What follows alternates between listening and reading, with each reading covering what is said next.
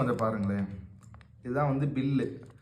Hotel AR Rahman கொடைக்கானலில் வாங்கின bill. அதோட டிஷ்ஷஸ் கொஞ்சம் பாருங்களேன். Coming back. நான் ஒரு பீஸ் வந்து 90 ரூபாயாம்மா.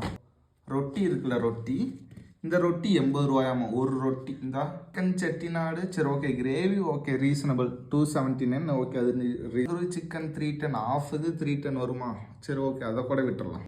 இந்த ஆம்லேட் வந்து 60 ரூபாயாம்மா. ஒரு வந்து எக் ஃப்ரை, நீங்கள் அதை ஓப்பன் பண்ணுறேன். இது 80 ரூபா போட்டிருக்காங்க. இந்த இது வந்து 80 ரூபாயாம்மா.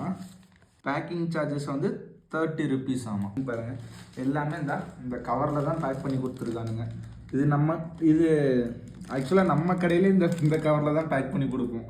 நம்மளே ஃப்ரீயாக தான் கொடுக்குறோம். அது அவ்வளோ 60 ரூபா. என்னடா பண்ணி வச்சிருக்கீங்க?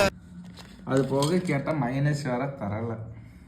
சட்னியை மட்டும் போட்டு அள்ளி கட்டி கொடுத்துருக்கானுங்க. நம்ம கடையை எடுத்துகிட்டு வந்து கொடைக்கானலில் போட்டோம்னா வச்சுக்கவே சும்மா கும்தாவாக இருக்கும்.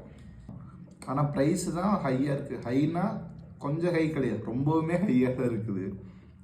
டேஸ்ட் ஓகே தான், டேஸ்ட்டு சூப்பராக இருக்குது. ஓகே.